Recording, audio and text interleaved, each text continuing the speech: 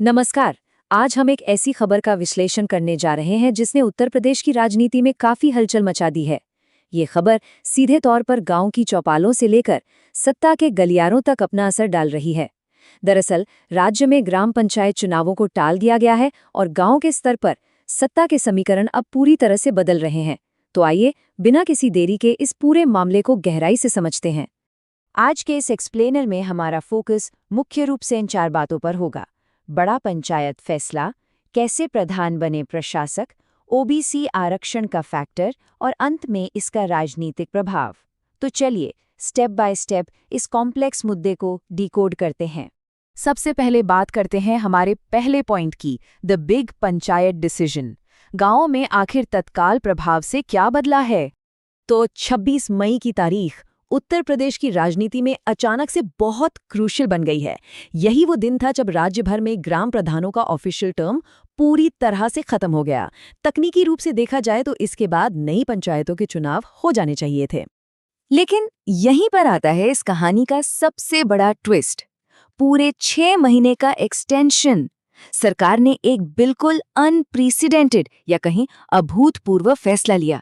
26 मई को कार्यकाल खत्म होने के बावजूद इन स्थानीय नेताओं को कुर्सी से हटाया नहीं गया, बल्कि ये तय किया गया कि अगले 6 महीने तक या नई पंचायतों के बनने तक यही लोग पद पर बने रहेंगे। ये सच में एक बहुत बड़ा प्रशासनिक कदम है। अब बढ़ते हैं दूसरे सेक्शन की तरफ, प्रधान become village administrators. Ground level पर इस नई अस्थायी सरकार का स्वरूप कैसा होगा, आइए इसे समझते हैं। दरअसल 27 मई से गांव की सत्ता में एक नया पदनाम लागू हो गया है, प्रशासक या एडमिनिस्ट्रेटर। सरकार के आदेश के मुताबिक अब पूर्व प्रधान आधिकारिक तौर पर प्रधान नहीं कहलाएंगे।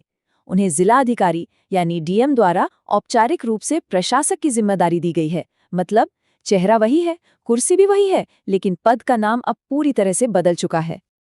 अब इन प्रशासकों की शक्तियों की बात करें तो पुरानी और नई पावर्स में जमीन आसमान का फर्क आ गया है। पहले ग्राम प्रधान गांव के विकास के लिए बड़े बड़े नीतिगत फैसले ले सकते थे, लेकिन अब उनकी शक्तियां सिर्फ रोजमर्रा की मेंटेनेंस तक सीमित कर दी गई हैं। जैसे गांव की सफाई, पीने का पानी, स्ट्रीट लाइट्स देखना और बस पहले से चल रही सरकारी योजनाओं की निगरानी करना। नए और बड़े प्रोजेक्ट्स पर अब उनका कोई सीधा कंट्रोल नहीं है।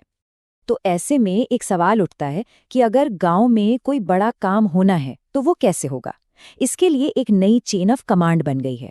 अगर गांव में कोई बड़ा मुद्दा आता है तो प्रशासक सीधे कोई एक्शन नहीं ले सकते। उस मामले को सीधे डीएम के पास भेजा जाएगा और अंतिम मंजूरी डीएम ही देंगे। सीधा सा अर्थ है कि प्रशासनिक कंट्रोल अब पूरी तरह से टॉप अधिकारियों के हाथ में है। अब आते हैं तीसरे और सबसे जरूरी हिस्से पर, दी ओबीसी रिजर्वेशन फैक्टर। इतने बड़े प्रशासनिक बदलाव के पीछे की असली वजह क्या है? यहाँ एक बहुत ही स्वाभाविक सवाल उठता है ना? आखिर चुनाव टाले क्यों गए?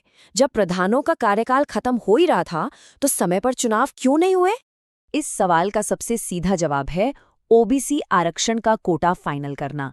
चुनाव प्रक्रिया को रोकने का सबसे बड़ा कारण यही है कि सरकार को भी ये तय करना है कि आने वाले पंचायत चुनावों में अन्य पिछड़ा वर्ग यानी ओबीसी को कितना और कैसे आरक्षण दिया जाएगा। बिना इस गणित को कानूनी रूप से पक्का किए चुनाव कराना संभव ही नहीं था। इस जटिल मुद्दे को सुलझाने के लिए सरकार ने तेजी दिखाते हुए एक नया डेडिकेटेड आयोग बना दिया है।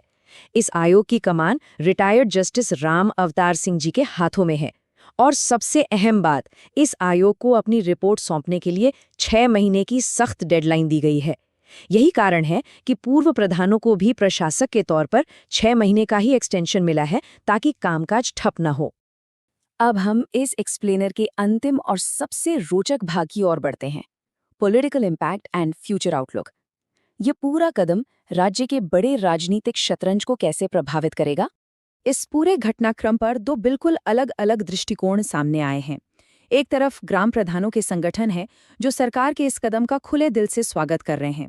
उनके लिए ये एक बेहद पॉजिटिव कदम है।